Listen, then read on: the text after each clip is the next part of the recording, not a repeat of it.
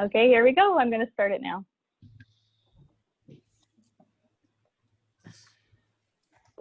Good morning, everyone. Welcome. We're about a minute ahead, but we're seeing the numbers jump up for participants. So welcome. We're so glad you're here, and we'll get started in just a moment.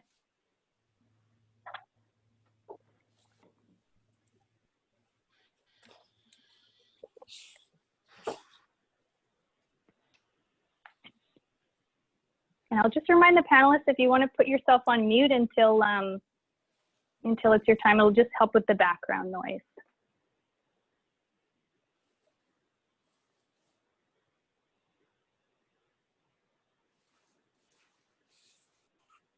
Okay, I see the participant numbers jumping up. Looks like lots of folks are hopping on the line, but let's get started. I think one of the things I pride myself most on is starting and ending on time. So good morning, everyone. My name's Shauna Lawson. I'm the Director of Research and Social Innovation here at VIA Sport British Columbia, and I'd like to begin by acknowledging that while folks are calling in from across the province, we're hosting this webinar on the traditional, ancestral, and unceded territories of the Musqueam, Squamish, and Tsleil-Waututh First Nations. We've got nearly 500 people participating on the line. We had nearly 1,000 register, so I assume more are coming. So thrilled you're here, and just an absolute testament to the number of people across the province who are passionate about sport and really share our vision of getting sport back to communities in a way that prioritizes the health of our citizens. I'm especially proud to be hosting this webinar alongside our partners at BCRPA and RFABC. Really, the intention of this call is to clarify this phase 3 return to sport, these new guidelines that are available on our website, viasport.ca. And if those of you are seeing that your friends are not able to join, do know that we will be recording this call to share with them later. In terms of our panel, representing sport and VIA Sport, we have Heather Beattie, Director of Sport Development, Jared Cope, Director of Provincial Activation at VIA Sport. We have Tricia Davison, the President of the BC Recreation and Parks Association. She's representing thousands of BCRPA members, municipalities, Municipal Recreation Association, as well as in the City of Trail, where she's also the Director of Parks and Recreation. We have Carol Sheridan, President-elect of the Recreation Facilities Association of BC, also representing their members, facilities, arenas, recreation centers, and their staff across the province, including those in Oliver, BC, where she's also the Manager of Parks and Recreation. So as I said, our intent here is really to clarify these phase 3 return to sport guidelines. We're very excited that they've been released, but we know that there's a lot of questions that you have, and so we've built the agenda to spend most of the time answering your questions. So Heather and Jared will spend the first 15 or 20 minutes walking us through a presentation with details, just kind of highlighting those key details in the document. And the rest of the time we will spend answering your questions. So how you ask a question, we've had some folks pre-submit, but what we'll ask you to do is click the Q&A button at the bottom of your screen, and you can ask your questions. They'll come straight to me, and myself and our staff behind the scenes will be furiously grouping them together to pose them to the panelists. And so we'll ask you again, just click the Q&A, and as Heather and Jared are giving their presentation, if you can enter your questions there. They're critically important, and if we don't get to them today, they will inform our sort of frequently asked questions or PSA, public service announcements, the additional work that we do to add clarity behind the scenes. And with that, we just wanted to be curious about who's on the call. So I'm going to quickly open a poll. And you should see a question there that says, which best describes you or your organization? And you can select from a list there. And we'll just get an understanding of who's on the line.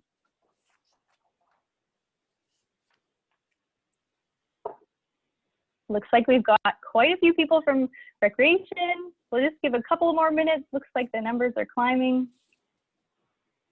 5, 4, 3, 2, 1.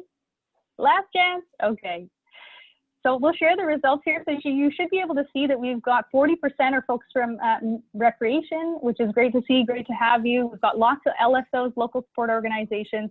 And so really just helpful for us to know who's on the line, and we're so glad you're here. And so with that, I'm going to turn it over to Heather and Jared to begin their presentation. Great. Thank you everyone for being here and joining us today. I just quickly scroll through the list and see a lot of familiar names. I already have text about that my fridge looked clean for the webinar, so appreciate that. We are really excited about getting this document out and moving into the next phase. Are we pulling up, Heather? Are you pulling up the slides? She's trying. Okay. Luckily, there we go.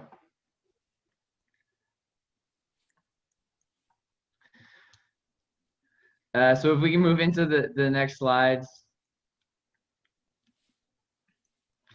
One thing that I want to make really clear from the beginning is as we embedded phase 3, the new updates into our current guidelines, because those still are in place. We still need to ensure that personal hygiene, enhanced cleaning protocols, symptom screening, and participant tracking is in place. I think Joe from Nelson made it really articulated this well. That the thing that changed the most is the field of play and what can happen on that field of play. So everything else is still in place, from the public health orders and to everything that's named here. So keep that in mind as we move into phase 3. We can go to the next slide. What we will be talking about today is updating you on contact and what that means for the different groups that we'll be talking about. Cohort model, and I know there's a lot of questions about cohorting and what that means, so hopefully we can clearly articulate that. Moving into competition structures from skills and drills that were primarily what was happening in the phase that we just came from. And then the nuances in the high performance training and travel as well. So that's what we'll be discussing. We can move on. So our approach and something that's we wanted to clearly show the differences in sports and that there is a difference between tennis and rugby. So we divided and everything in between. So we divided sports into 4 categories.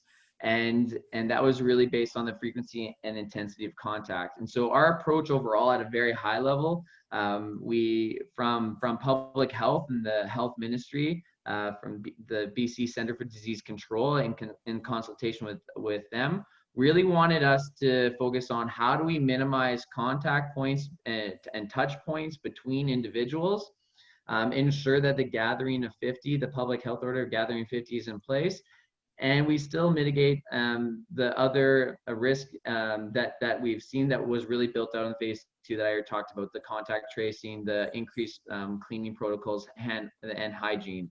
So to do that, to minimize contact points between individuals, that's where we group people in group sports into group A, B, C, and D. Group A being sports that can maintain physical distancing, B, sports with limited contact, C, sports with frequent or sustained contact, and group D with combative sports. We can move to the next slide. In that, how we define contact is that, I understand that contact in a sport, contact sport meant a body check or coming into a collision of someone. For this purpose and how it's been defined is still from a health lens. So this does include physical proximity with being within that 2 meters of someone, and physical contact when we talk about contact in this phase. We still want to minimize contact as much as possible, but understand that to have some normalcy in how we play our sports, that contact can happen, and that's where our approach was to divide the sports into 4 groups and to cohort. So when if you can't maintain that physical distance of 2 meters, that's when the cohort model comes in, and we can go to the next slide to describe that. So cohorts is a designated group of participants who primarily are interacting with one another over a certain period of time. So this can be made up of individuals or teams from similar ages or skill level. And that really is up to the provincial sport organizations. They are going to create guidance and sport-specific guidance for your sport to be able to really articulate how to build cohorts within your sport, because this is really a high-level document. Cohorts need to avoid mixing, and I know there's been some questions of when we talk about when we say you should be limiting your cohorts. I wanted to clearly articulate the differences in that as much as possible. So when we talk about limiting cohorts, if you are from a PSO's perspective, or in your similar sport, or your one sport, you shouldn't be jumping from team to team, cohort to cohort within your sport. You should be only part of one cohort, unless you are part of a high performance program at a provincial level or national level, where there is we can make some concessions. That will be part of the PSO's plan. But you can be a multi-sport athlete. You can be in different sports, in different cohorts, but we're asking you to limit that. I know that seems arbitrary, but from a health perspective, they've asked us not to go down the path of trying to be able to trace that and the compliance behind it, but asking public to think about their sports and how they can limit to the best of their ability, but are able to still to be in multiple cohorts if they so choose. Within the cohort model as well, if you are in a cohort, say you're with soccer, you are in a group of 4 different teams, you play 3 different teams for a certain amount of time, you can take a 14-day break where back to skills and drills within only your team. And then from there, you can create another cohort with 3 other teams if you take that 14-day break. We can move on to the next slide. I already talked about this, and the only thing that I wanted to mention when it comes to the field of play is the act of doing the sport. So benches and marshalling areas to the change rooms, everything outside of the actual plane of the sport, physical distancing should be maintained. And if it can't be, masks or physical barriers should be between people to ensure the safety of individuals. And I know that this is going to be a tricky spot, and where people are going to have to get creative. Really think of the lacrosse and hockey and ringettes of the world that will have to make some changes to how they distance off the field of play. But at this time, health has asked us to continue to build in that space between people, or PPE for individuals. We can move on. So in terms of the cohort size, Group A, if your sport is able to maintain physical distance, it doesn't need to then cohort. A good example of this would be archery. If at any time that you don't come into contact within 2 meters of your competition, cohorting doesn't apply to you. Same thing for a group team sport, say like rowing. In rowing, you would create a training group of up to 10 people that you would be training only with those 10 people. That would be your team, but you will never come into contact with your competition. So you don't need to cohort in the sense of creating a group of people that you only compete with, because then you'll never come into contact. So you create a training group with the certain group of you, but then from there you don't need to cohort because you never come into contact. Group B is cohorts up to 100. So these are sports that have limited contact. So it would be like curling and baseball, softball, volleyball, some of those sports. Or Group A, if there are some disciplines within that you would want to have to come within that 2 meters as individuals, then you would go to Group B and cohort of 100. So in this, say example would be baseball. you would create a group of teams that would only play against each other up to a max of 100. So whatever that number of teams is, up to a max of 100, can then play against each other for a designated time. And then if they do want to move on to a different cohort, 14 days will need to be in place of not coming in contact with the other teams, and then another cohort can come in.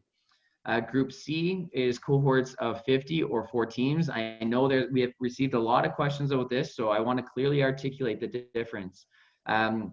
We want to ensure that there's meaningful competition for Group C.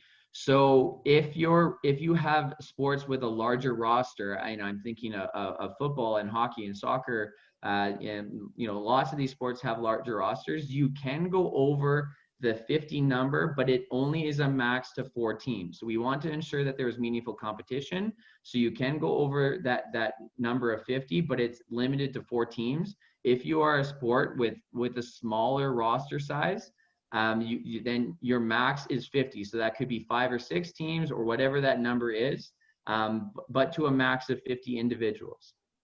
So that's the difference between those two.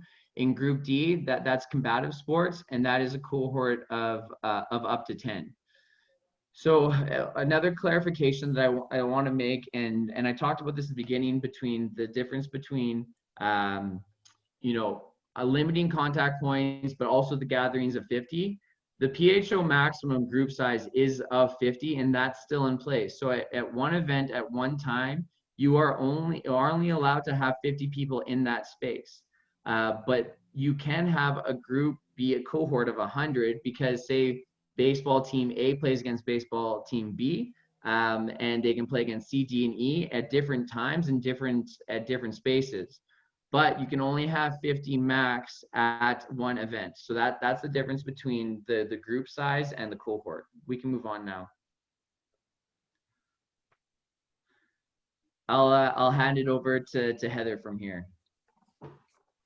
Great, thanks, Jared. I believe there was a slide on competition. Did we miss that? Yeah, there was one. I don't know where it went, but basically I can talk about that too. Competition, yeah, it can happen now.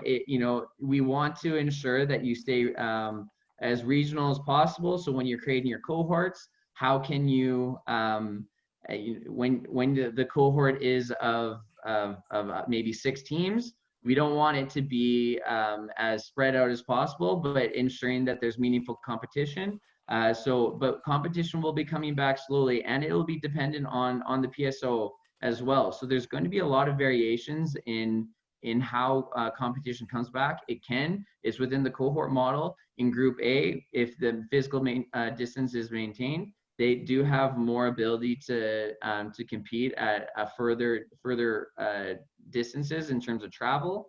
And the last part I'd like to say is it might look different from sport to sport, and every sport is going to do a risk assessment of what they're comfortable with in terms of their competition structure, and then at what time they come back. So let's be a little bit compassionate to the different ways that the leagues and PSOs and even at a club level, their comfort level. Great. In addition to competitions, one of the other environments that we've been getting asked a lot about over the last few months was the high performance training environment, and that could be camps or it could look differently. But obviously for a number of athletes at that level, there is a greater need potentially to travel, to access facilities, specific coaches, or maybe even to interact with different individuals. So we did put some guidance in here in the guidelines around that. And it's really the same principles that apply in this environment.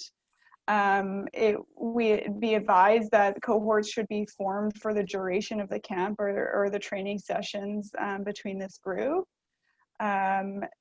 Because there's increased travel, it asks people to look at ways to minimize their interactions pre-camp and even during camp, and trying to keep as a bubble with the individuals at the camp, and reduce the interactions with the community during that time.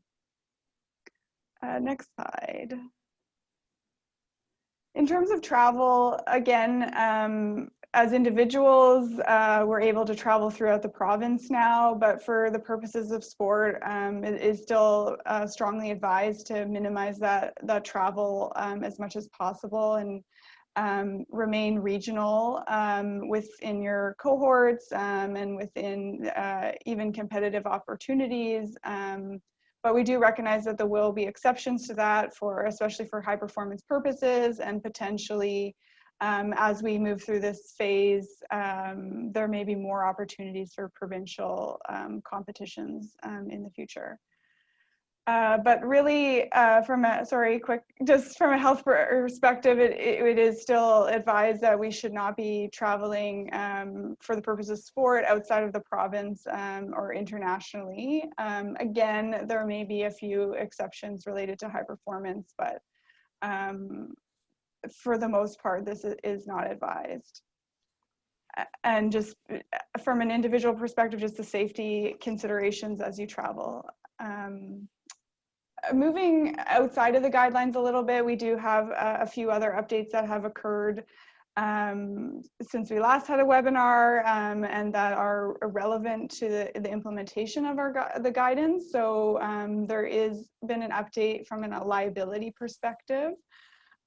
So I believe last time we spoke, there was a ministerial order in place that came out in June related to sports specifically and nonprofit sport organizations being protected from liability. On August 6th, there was a new regulation that was passed under the COVID Emergency Related Measures Act that now is a broader focus of all organization sectors and its protection for individuals, both paid and volunteers from a liability perspective. So that is replacing, but for sport organizations, you are still covered under this new order. Next slide. It will be retroactive to January 1st, 2020, and it will remain in force until the COVID Emergency Related Measures Act is repealed. And our understanding is that it will be automatically repealed after 1 year. So unless we hear otherwise, this will be in effect until July 2021. Next one, the other update is around the PHO order for gatherings and events. So there was an update that was made on August 7th. As I think we've mentioned in the guidance and in Jared's comments, the gathering limits still remain as 50 people as outlined in the order. But there is two new conditions that we want to highlight. So one being that organizers of events must now provide the owner and operator of the facility that they're utilizing with the names and contact information of those who attend the event. So if you are not the owner and operator of your own facility, that is something that you'll need to keep in mind as you're collecting individuals' information. That is something that you will be asked to share with the facility. As well, you may have heard that there has been an announcement related to the enforcement side of this. So if there are events that are occurring that are large or not following safety protocols, there is an ability for the event organizers to be fined $2,000, and individuals could also receive a fine. Our understanding is that you can, as an individual or a citizen that may be concerned about the safety or that you're seeing events that in the communities that are not following the protocols, that you could report this to a non-emergency police line in your local community. But we are still looking into this as this is new information, and we'll be sure to post that on our website when we have further details.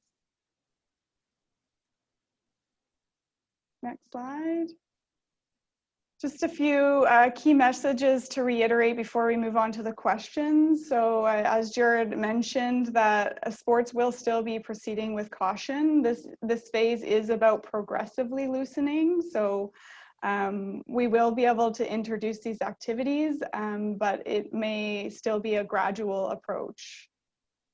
Sport organizations, if you've already started, you may have safety plan or should have safety plans in place already, but you should be updating those to reflect any new activities. And we will see sports that won't all resume at the same rate. We know that there are 4 different categories that have different allowances within those categories. And we will also see differences across communities. And I think we'll speak to that a bit. Oh, we're going backwards, I think, here. Apologies. It's good. Perfect. And then, yeah, I think it might be our final slide, but yeah, sport organizations and individuals should be just flexible to respond to changes in the community. Obviously, we don't know where we'll be in a few months from now, so just staying up to date on all of the information, and we'll be sure to share any other public health direction that comes our way, but just highlight that there is possibility that things could change.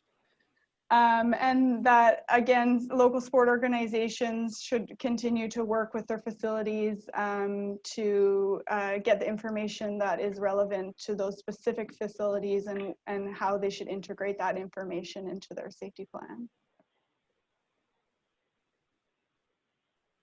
Sean, I think that's our last slide. Perfect. Thanks, Heather. I have to apologize for jumping around. We had so many questions coming in, and I was trying to move through them that sometimes it moved the slides forward. So my apologies, but you grappled with it very well. So thanks to you both. We're getting tons of questions, and please keep them coming. I've been furiously writing, and we've got staff behind the scenes sending them to me to try to group them. And as I said, if we're not able to get to them today, we will try our best, but they'll be critically important to help inform sort of our next communication to make sure we fill in those gaps. So a couple questions I want to get out of the way right off the bat. A couple people asked about, will this be recorded? Can this be shared? Absolutely. We will be sharing it out, and it is being recorded, so yes.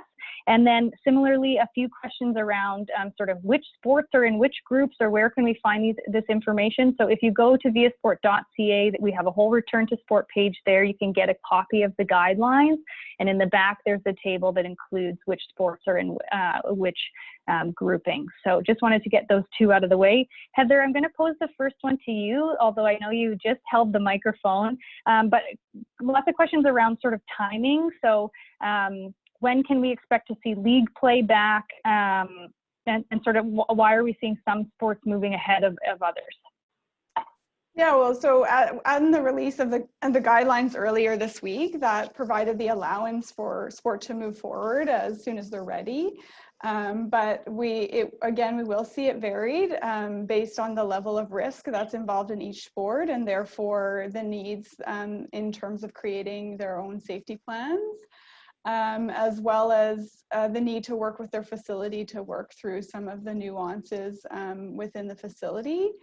As well in the communities, access to facility, the capacity of those individuals, and maybe in the future, even the number of cases, we may see differences from community to community. And maybe just a follow-up, any idea when we'll be moving into the next phase? So I know we're always keen that we're in this one, but just a couple of questions around when will sport look like what we're used to it looking like? Yeah, great question. I think the indication that we've received from health is that we may be in phase 3 for a long time, but that's not to say that sport might have opportunities in the future to continue to progress. But for right now, we can't really predict timelines. So we should just expect to be in this phase for a while, and we'll see where it goes. Thanks. If we know anything about COVID, it's that uncertainty is the name of the game. So I'm sorry to put you on the spot there. Maybe Carol, will come to you now. So sort of along the same lines of timing, a couple of folks asking, you know, why is my swim facility not open yet when somebody else in another community is? So can you talk a little bit about why some facilities are moving ahead before others? You're on mute. Just unmute. We've been only doing this for 4 months. Oh, yeah. I know, every time. Yeah, thank you. I think that, you know, when all of this started in March, a lot of facilities did close out of uncertainty. And of course, in order to reopen those facilities, it was, you know, a clear responsibility of our recreation sector to do that in a way that was going to reduce transmission in our recreation facilities. So we are being informed and following the phases of the PHO, but also the BCRPA and their part organizations put together a really excellent framework for the safe return to recreation. And those phases were kind of based on the provincial phases. So in level 1, we were outdoors, pretty much only limited to outdoors. In level 2, we expanded that to outdoor facilities for casual use. There were maybe some sport courts being used, but we had to have limited access to indoor facilities where we couldn't maintain that distancing. And then when we moved to level 3, that allowed for more indoor spaces to open with those protocols in place. And we also know that every local and regional government has its own balance to consider before reopening their facilities, whether it be the risk involved, the resources, the capacity to do it. Is there enough public demand to make that a worthwhile endeavor? And of course, just deciding about the process on their own. And so I think that's just really important that everybody understands that each facility operator is going through a risk assessment, a risk review process for their facilities that includes the health and safety of their employees. To be honest, I think it needs to be said that, you know, in an arena situation, if the operators of that arena become sick, there is no arena to participate in. And so we have to be sure before we move into these stages of returning to sport in these facilities that we have done a proper process and that all of those risks have been assessed and we have the correct controls in place. And of course, that service readiness piece goes along with that. Are we ready to provide that service? And just one final note on that is that we have a really wonderful coordinated effort between municipalities and facility operators happening between the RFABC, the BCRPA across our province. And so, you know, we do know what each other are doing. We are sharing those best practices. And so although some players might be saying, oh, my friends are playing the sport down in another municipality, that doesn't mean that every facility is ready to go or will be ready to go. And so I think everyone just needs to understand that we are still responsible for that gradual, safe return to sport in our facilities.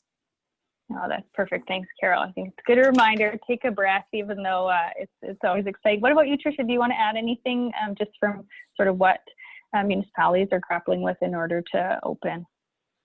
Yeah, thanks, Shauna. Hi, everyone, and thank you, Carol, for all of that information. I think the only things I would really add is, so in the municipal and regional government worlds, our councils also have to approve our reopening strategies. That's a policy decision that they get to hold. And so we as staff members have to bring them up to speed and help them understand what reopening means so that there aren't any surprises to them. Part of that process is also a financial review. As Carol said, you know, the demand on our facilities can be challenging right now. And when there's not sufficient demand based on what budgetary expectations may have originally been this year, there's some tough decisions that need to be made, and that could really impact different municipalities and regions quite dramatically differently. And maybe the last piece, and Carol touched on the staff side too, is when we closed facilities back in March, that unfortunately also meant the layoff of many municipal workers in all kinds of our areas of operation. And so for us to bring them back, in some cases, there's a whole human resource process to go through. But also, if those staff are no longer available, where we had seasonal staff, it could mean an entire rehiring process. And of course, it's kind of this chicken before the egg thing. Do we hire people under anticipation there's demand, or do we wait for the demand and then run around trying to figure out how we're going to get the staff? So those are just maybe a few added points as to what could delay opening in different buildings. I appreciate that, and I think I've said a number of times that we've never had to do this before, and the hope is that we never have to do it again. So yeah, just helpful to know what people are grappling with for sure. Heather, we've got quite a few questions coming in around travel. So Adam and Colin, how do we define region? Can you just speak to sort of what do we mean by region? Yeah, at one time when we talked about region, we were thinking that might be, we would use that in reference to the Regional Health Authority. But with further conversations directly with the Regional Health Authority, they gave us guidance that the sports should set their own regions. So we would defer to the provincial sport organizations in that case. And in most sports, they already have some type of regional structure in which they're operating in, so that they should therefore continue to use those structures. And it's just more as a guide to keeping it within the surrounding communities, and where possible to avoid the traveling if you can. And just a couple questions, follow up, just quick ones. So Will and John, can you, so are we saying that folks can travel within BC, and then similarly, are we advocating for cross-provincial, BC versus Alberta type of player competition? Yeah, I think across province is not something that is being looked at or recommended right now. The one exception to that we are having additional conversations on is with those that are in the border communities to the Alberta border, and potentially are even members of the Alberta PSOs, and normally compete in Alberta competition structure rather than BC. So that's something that we need to work with not only our health, but also Alberta Health. So that conversation is occurring, but don't yet have a clear answer to that. Okay, thanks, Heather.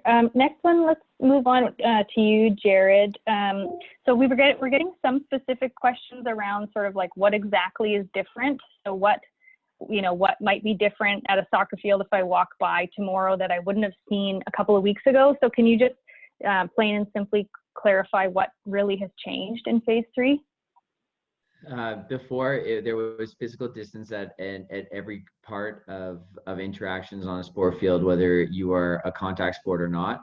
And so those skills and drills throughout. And now it has gone to an ability to play within coming in that physical distance in that 2 meters of someone.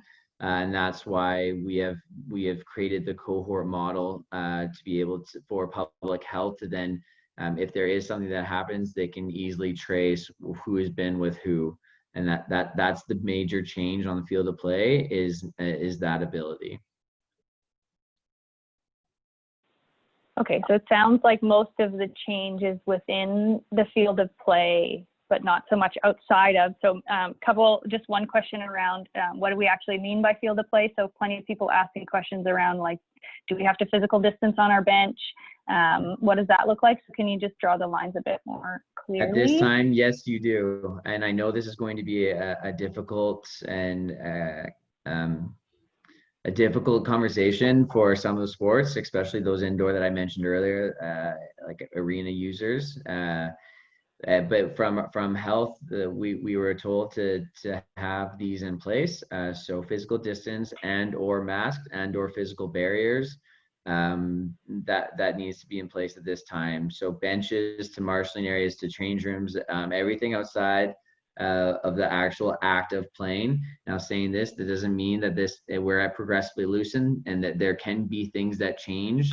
There will be things that change. We don't have all the answers. We are still trying to find and get more clarity on some of these issues, so that the sports can then the provincial sport organizations can continue to update their guidelines and set their guidance.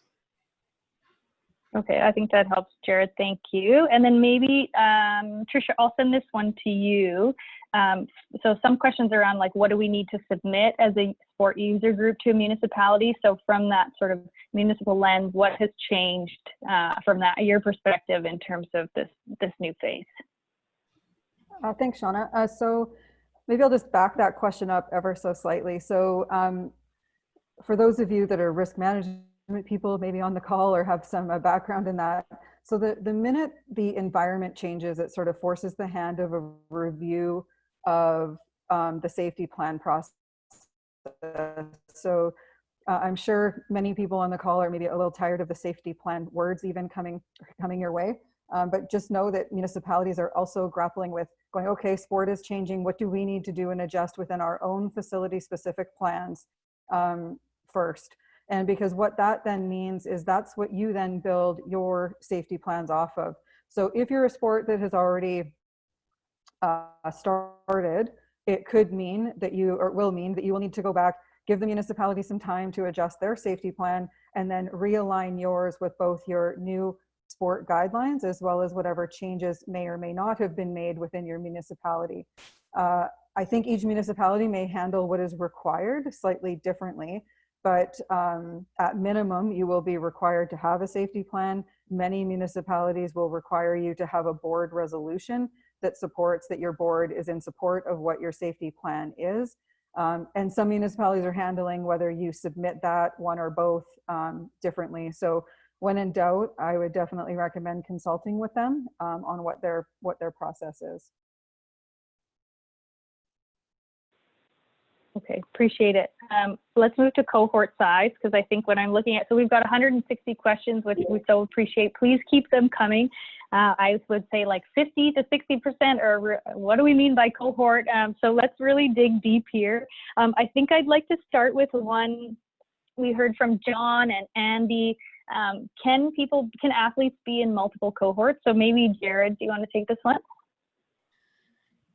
This isn't going to be a straightforward answer, and I'm going to start with that. This isn't simple.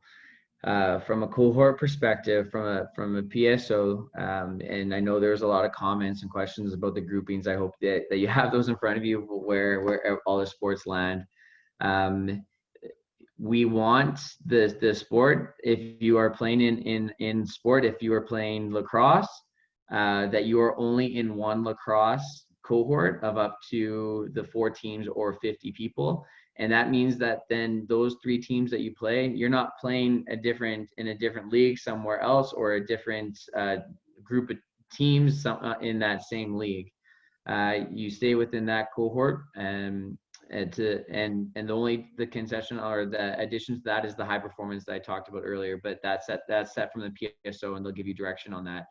In terms of adult leagues or whatever it may be, they will be looking from guidance from the PSO, but from our guidelines as well, and working with municipalities to set some of that direction. There are going to be things that you're going to have to put in place that you're not used to. If it is that you have players coming in and out that are playing on your team, that then go play in a different league or different place, that's what we're trying to minimize, and that's what health wants us to minimize. That you can play hockey as was, but it has to be within your cohort. So contact can happen, but that's where that cohort comes into place.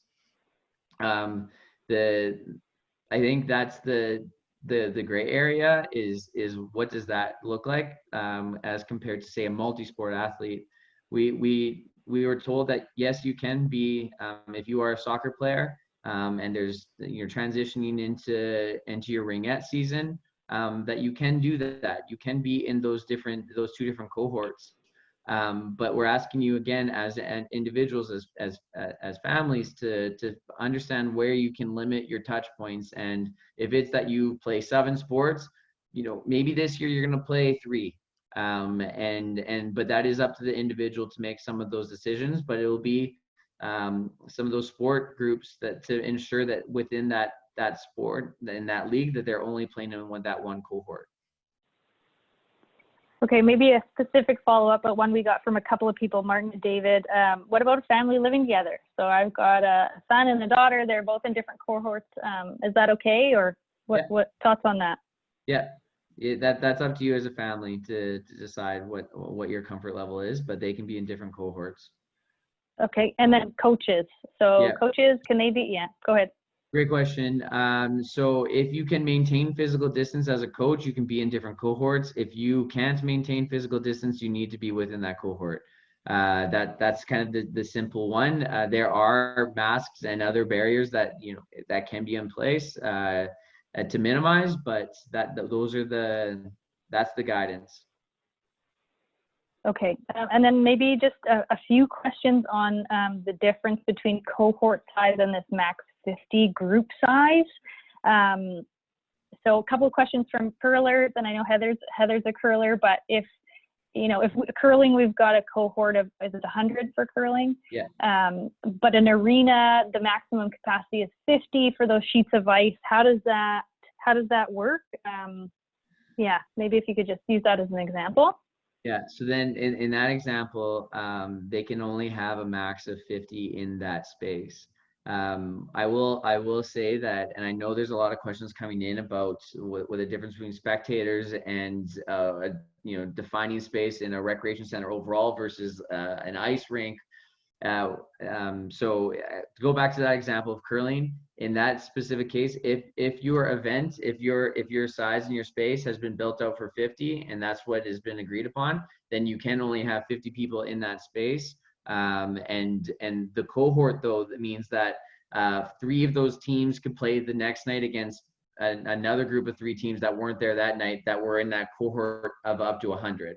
I hope that makes sense. So yes, only max to 50, but in the cohort that is for a larger size, you can play against different teams, but you can't just all be together in that one space.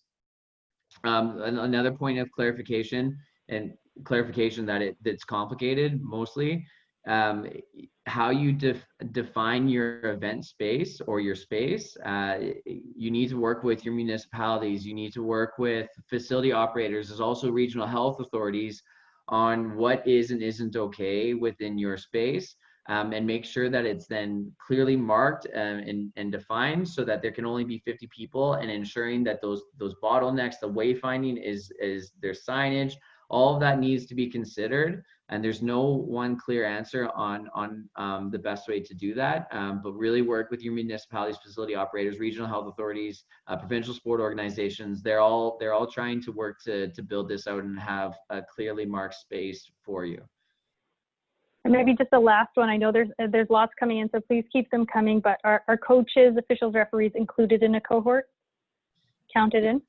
So yeah, okay. I'll say this one again. The coaches and officials, if you can maintain physical distance, you don't need to be part of the cohort, and you can coach different teams. I know there's volunteer shortage across sports, so if you're coaching your U6 kid and your U8 kid, but you actually can maintain physical distance, that can be in place.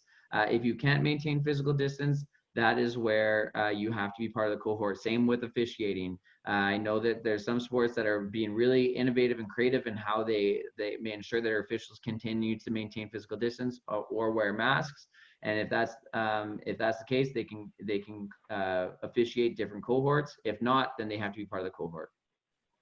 Okay, thanks, Jared. And I do want to, we're going to move on to, there's quite a few questions related to health and mask wearing and contact tracing. So we're going to go there next. But Carol, I just wanted to maybe give you some space to lean in. So just differences from one facility to the next. So we're getting questions around square footage and how that impacts cohort and competition size. So can you just talk a little bit about the differences from one facility to the next?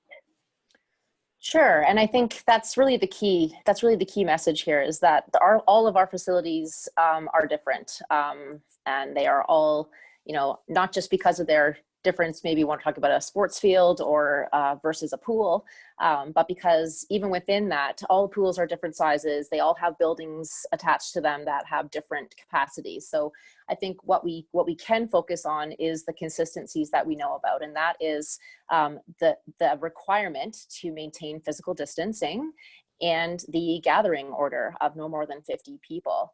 And so like I've mentioned before, the BCRPA, with help from some partners, put together an excellent recreation and park sector guideline for restarting operations. If you haven't taken a look at the document, it is available on the BCRPA website as well as the RFABC website. And what this did was provides guidance that we would maintain physical distancing with a suggested 5 meter square distance per person to calculate occupancy, to ensure that 2 meter distancing between people. And that, you know, definitely had differences with static activities like meetings versus active activities. So we've all kind of used that 5 meter squares per person. So in the different types of facilities, for example, a pool, we also received guidelines from the local health authority and the Life Saving Society that would provide occupancy there. So we've all gone through now, and we've all measured, I guess, the capacities that we could have in different areas of our facilities. And there's a lot of difference between a large multi-facility within one community center. So that gathering of 50 order does not apply to individuals within a recreation center. So you could have, you know, the maximum capacity in your weight room in the same building as other people moving towards a pool and going into fitness classes. So you can, as long as there is no more than 50 people for one single purpose in one single place. That's really, I think, what we're all talking about. So as far as how the square footage impacts people in a building or on a field, if we look at a sports field, you could have, like, for example, here in Oliver, we have 5 diamonds all on the same sports field. So you could have your cohorts playing as long as there was no more than 50 people on each diamond playing. So you could have, you know, a cohort playing at the same time spread out on 5 diamonds, as long as the physical distancing was maintained and that gathering order was followed. Similarly, in an arena, if the arena is a single purpose arena, I know for us, we will be maintaining, you can't have more than 48 people in our facility at any time, because if you're there for a practice or you're there for a game, that will be the purpose that you're there for. And so we will be following that gathering order. Now, the field of play, now that it's been clearly defined, you know, really is going to impact that further, because we do have areas within another facility that has a smaller capacity, i.e. change rooms, benches, hallways, lobbies, that the capacities may not be able to support the number of people that equal the maximum gathering. And I think that's just really important. So just again, just reiterating how important it is for local sports organizations to connect with their municipality about their specific facility safety plan and their occupancy capacities, so that they can work their own safety plans to accommodate. Yeah, maybe thank you, Carol. I appreciate that. And maybe a follow-up for Tricia. Just building on what Carol's saying, like, what recommendations would you have, or how best might local sports organizations or sports folks work with their municipality? So how do you see that relationship playing out? Well, I don't think we can understate the need for communication and just building on existing relationships that we already have. I mean, many municipalities work with user groups already. This is adding a whole other layer and probably many more phone calls and reasons to connect. But those relationships are typically very strong. And it's not uncommon for groups to already reach out, but typically just for space happening, that I think if we miss how important that need for communication is, it'd be very easy for it seemingly like a week to go by and the world seems to be turning in a different way. So I think I could even see value. I know in some safety plans I've seen, there's designated communication people within sport groups that are kind of the liaison with the municipality. I think that's going to be probably an important role coming forward, where that person can help their sport organization stay on top of what is going on.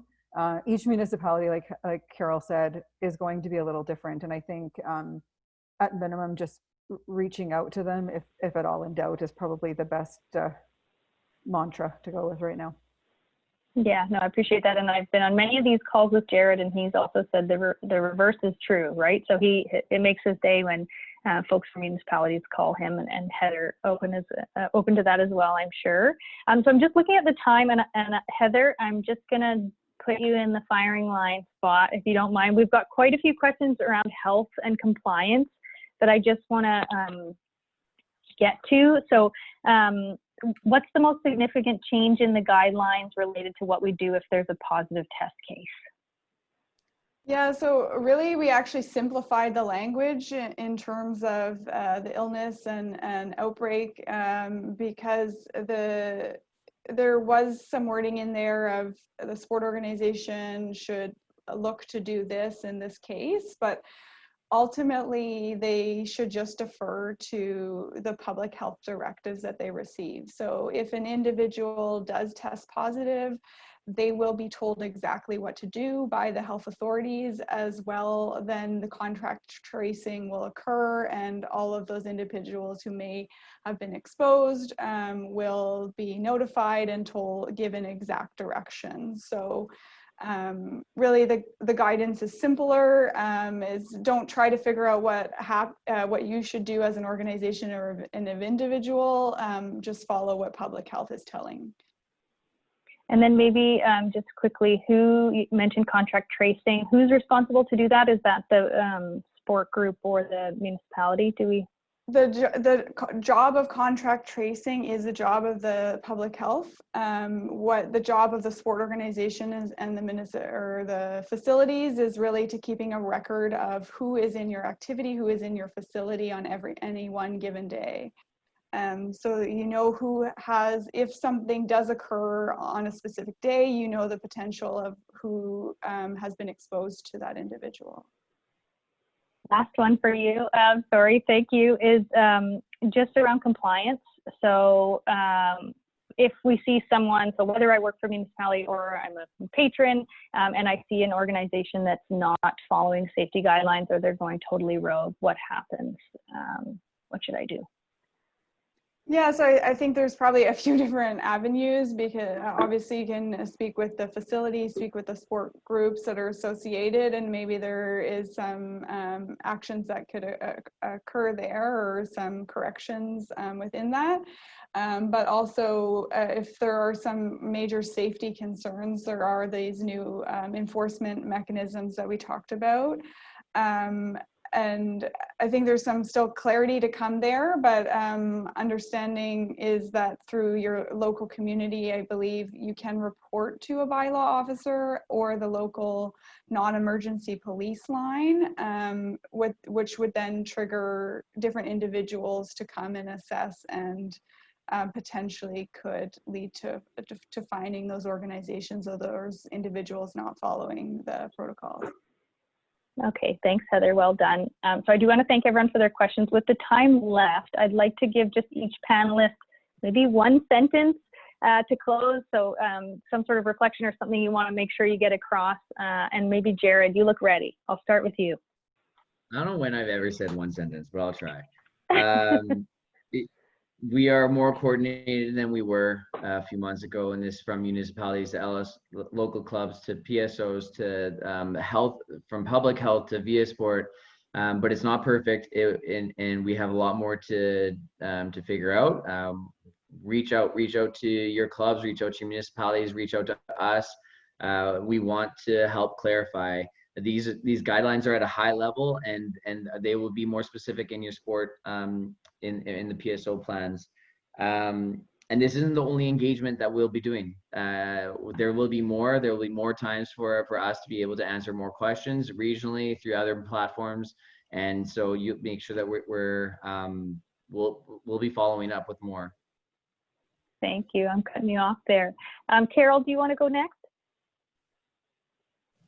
Sure, thanks. I just wanted to reiterate that I believe we all share the same goal, whether you're a facility operator or a local sports organization, VIA Sport, all across the province. We just want to see the safe return to sport in our recreation facilities. So that's why these guidelines exist. That's why we are all trying to work together, and to please use the resources on the websites of the panel that are here today, and reach out to us, and let's just try to manage this together. Yeah. Appreciate it. Trisha, over to you. Thanks, Shauna.